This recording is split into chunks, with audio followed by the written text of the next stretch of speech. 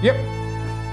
No. We got about 400 head in the corral right now, and I figure by Friday we'll get another 200. Yeah, I know that's a lot, and ain't got much time to do her. Yeah, well, I got the hands up in the hills right now. Uh-huh. Well, you know what they say, there's work to be done. You go without sleep, eat on the run, and change your horses often. Okay, we'll see you Friday. Bye. Oh, howdy. Mike Barter again. It's the time of year when, we get a lot of new hands out here in the ranch, and, well, it's always my job to train the new ones. So I was teaching the bowline the other day, and I realized, you know what? I never covered the bowline with you folks. So I thought, Slippery Pete was there when I was teaching this one green hand. God, that guy was dumb. Anyhow, Slippery Pete had his video camera, and he caught, some of the action there. And, that guy was dumb. God damn, boy! You have got to be sick and tired of me yelling at you! I've been in this cow poking business since Christ was a cowboy, and I ain't seen anybody I was going to say stupid, but I'm insulting stupid people! Now listen here, I'm going to show this to you one more time, and you better pay attention. All right? Because this is 47 times I've done this, and 47 times you don't understand what I'm talking about. All right, I'm going to show you the bowline one more time. You don't get it? I'm going to shoot you. That guy was dumb. So anyhow, we'll cover the bowline. A bowline's kind of knot that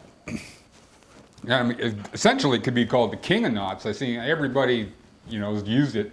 Probably the first caveman that wanted to eat a dinosaur actually took down a piece of vine, tied a bowline around a tree, and tripped over a Tyrannosaurus, and then or Brontosaurus burgers, and invented the bowline. Didn't know what to call it. Just called it UGG, I guess. But the bowline is kind of knot where you can pull on it and pull on it and pull on it. Like you could drag a snowboarder 20 miles with one of these things, and then you could come back, take it apart, bang, and there would be no tension to it whatsoever. It's a very, very useful knot in mountaineering. What makes it useful for a lot of applications also makes it not very useful for some things like tying into your harness, right? Now, I don't want to ever see you folks doing that. Some people do, and that's Darwinism at its finest as far as I'm concerned.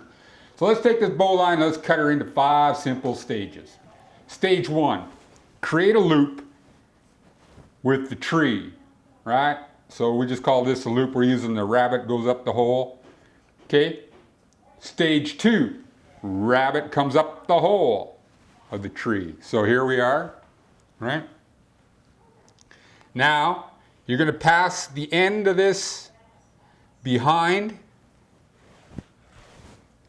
right?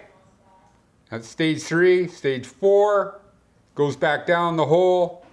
And stage 5 is you grab both ends, give it a tug, and that knot cinches up on itself.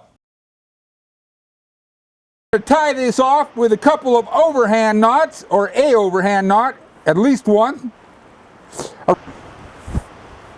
There you go. So I have kind of like a double fisher, one of them double fisherman overhands right here that mountain climbers use. And there's my bowline knot, right? Simple, elegant, and unlike you, it ain't a stupid knot, you dumbass. You are the greenest hand I have ever seen. Now the advantage, one good thing about the bowline is if you get this wrong, if you tie it wrong, it turns into nothing, really.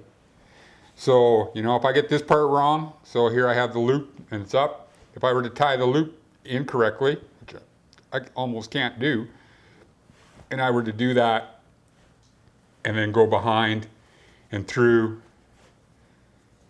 and then grab these, it turns into really nothing. It has no application whatsoever. So that's the good thing about it. And like I say, you can pull on this thing like you're pulling a snowboarder off your sister. And then it comes time to take it apart. She comes apart smooth as silk. The Bowline.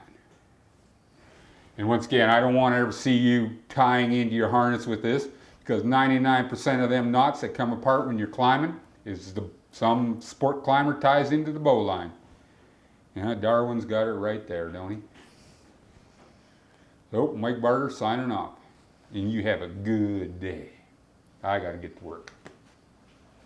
Okay, another good thing about the bowline is that you don't have to just tie into the ends of the rope. You can tie into the middle or anywhere along if you care to. You just take a byte of rope, make sure you got plenty. Throw it around. You're gonna go down and rescue your doggy. And this is a bowline on a byte, same as all the rest. Except you're just doing the bowline with 2 strands. And then, of course, we do our overhand. And if you're one of them mountain climber dudes, you probably carry one of those snappy clippers.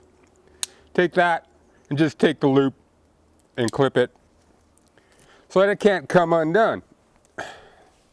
Right? And that's called a bowline on a byte.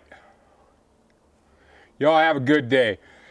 I just want to say one more time, I do not want to see you using a bowline or modified in any sort of bowline for tying into your harness. What makes it great for some applications also makes it bad for that specific application. Y'all have a good day, and we'll see ya.